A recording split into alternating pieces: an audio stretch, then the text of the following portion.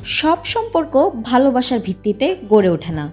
কেউ কেউ সম্পর্কে জড়ায় আর্থিক নিরাপত্তা, বিলাসী জীবন বা ব্যক্তিগত সুবিধার আশায়। তাই সম্পর্কের শুরু থেকেই যদি সঙ্গী আপনার আয়, ব্যাংক ব্যালেন্স, সম্পদ বা দামি জীবনযাপন নিয়ে অতিরিক্ত আগ্রহ দেখায়, তাহলে সেটিকে সতর্ক সংকেত হিসেবে বিবেচনা করা যেতে পারে।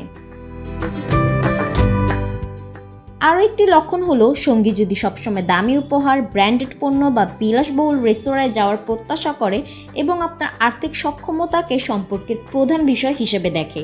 এমনকি আপনি আর্থিক সংকটে পড়লে বা খরচ কমিয়ে দিলে যদি তার আচরণ বদলে যায়, যোগাযোগ কমে যায় বা অকারণে দূরত্ব তৈরি হয়, তাহলে সম্পর্কের উদ্দেশ্য নিয়ে প্রশ্ন ওঠা স্বাভাবিক।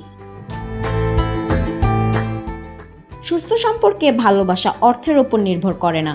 সেখানে পারস্পরিক সম্মান, যত্ন, সহযোগিতা ও মানসিক সংযোগই সবচেয়ে গুরুত্বপূর্ণ। অন্যদিকে অসুস্থ সম্পর্কে ভালোবাসা অনেক সময় খরচ, আর্থিক সুবিধা বা একতরফা নির্ভরতার সঙ্গে জড়িয়ে যায়।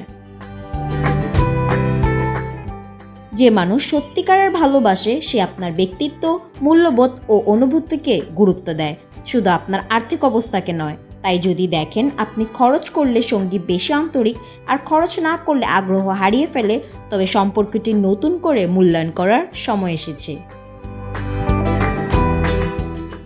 সুরা সুলতানা, মুন টাইমস নিউজ।